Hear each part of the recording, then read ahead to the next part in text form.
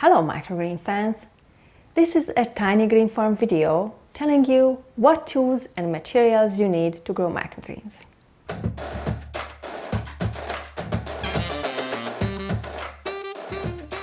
When you first set out to try your hands at microgreens, it could be daunting to figure out what you need. I felt the same way. So in this video, I'll list all the basic tools and equipment you'll need to get started. If you're just starting to grow microgreens at home, the list of things you need is rather short, and many of those items you likely already own. So let's get started with the list. The first item are microgreen seeds. You need seeds that are specifically designated for growing microgreens. Not every plant will be an edible microgreen, and even within the same species, certain cultivars are better suited for microgreen growing. Some have better flavor, some are more attractive, and some are easier to grow. Study the descriptions seed companies provide to make sure you get the right ones. It's also important to get seeds that are untreated. Some seeds are treated with fungicide, which can be carried over to the harvestable portion of the microgreen and contaminate your batch. Do not buy the small packets of seeds sold in garden stores or supermarkets.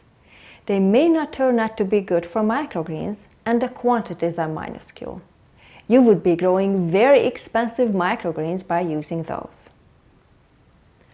Purchase seeds from reputable seed companies on the internet. Start with smaller amounts, a few ounces, to help you figure out which ones you like. If you decide to grow them regularly, you can buy larger quantities, such as half a pound. If you buy even larger quantities, like a pound or 5 pounds, you can expect significant discounts from seed suppliers. But first, make sure the seeds are good quality and work the way they intended to. Most seeds can be stored in sealed containers in a dry, cool place for up to 4 years. The next item you need is some kind of growing medium. Soil is the most common one, but microgreens can be grown without soil hydroponically, using these mats or other ones. If you're just starting out, soil may be easier to work with. In addition, there is a variety of growing mats on the market that can make your job easier. These might be more expensive though. So check out our other videos on how to grow microgreens in soil and on hydroponic mats. When you're looking for soil, you need some kind of potting soil. You need a growing material that is fine, loose, and doesn't clump together. Don't use garden soil. It's not fine enough. If you can, look for a high-quality potting mix that has some amendments, such as earthworm castings, compost, or kelp meal. These added nutrients can improve your yield and the nutrient content of your microgreens. The third thing you need are containers. Microgreens are grown in containers because it's easier to harvest them, and for many other reasons. Any container will work that is shallow. The roots of microgreens don't go deep, so you don't need to use deep containers or flower pots. You would be wasting precious soil by planting into deep containers. Many people recycle all kinds of containers. You can use containers of tofu or these clamshells, sardine cans, old Tupperware containers, anything that is only about 1 or 2 inches deep. If you want to grow larger quantities, you can purchase growing trays, such as these. These are 10 by 10 inches. The standard ones are 20 by 10 inches. These are very convenient and easy to use. You will need to make sure your plants have sufficient drainage. So most growers recommend punching holes in the bottom of our containers and then placing them inside another container. So you will need to double up on your containers. You can also place the plastic containers inside decorative wood or ceramic containers, if you're growing inside a house and want to make them look attractive. The fourth important item is a spray bottle. It's a good idea to have something like this at hand, filled with water. You can use this to spray your germinating seeds to keep them moist. Then you need something to cover your seeds with. paper or cloth towels. After you have spread your seeds on the soil, you need to cover the seeds to keep them warm and in the dark while they germinate. This is only for a few days. Your first option is to cover the seeds with a thin layer of soil. Just a dusting of soil is enough. If this is too much work, you can use a simpler method of covering the seeds with towels.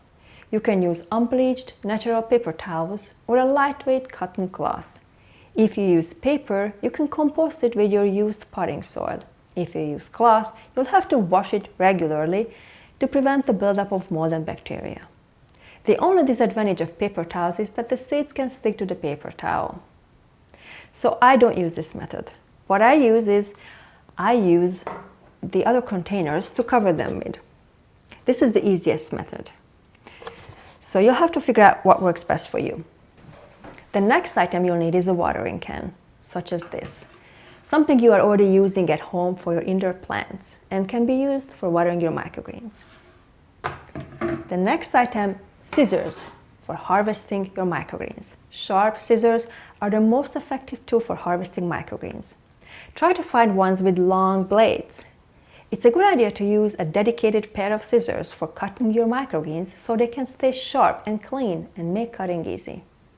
Using sharp scissors will not only make it easier to cut your microgreens, it will also help the cut greens last longer.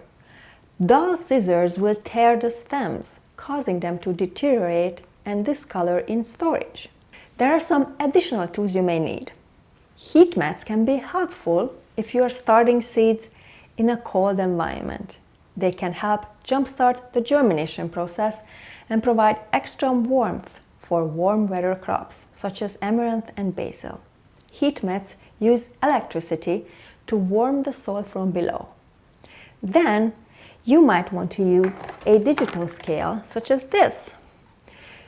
This will help you to accurately measure the amount of seeds you need for a specific size container.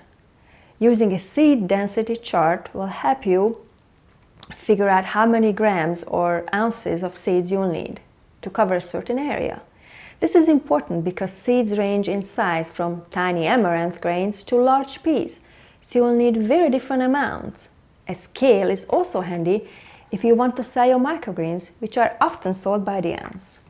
If you're growing outside, you'll want to use lids to cover your trays.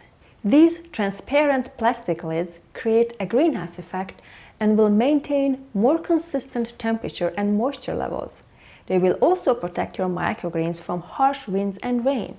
You want to purchase a lid that fits your container. This is easy if you are using standard growing trays, which often come with matching lids. If you are growing inside and you don't have enough natural light, you will need to use some kind of light source. If you have a south-facing window, or if you are growing during the summer, you can get away without an artificial light. Otherwise, you'll likely need some lamps. There are plenty of options on the market that can match the size of your growing area. Thanks for watching, and please check out our website at tinygreenfarm.com, subscribe to our channel and like this video.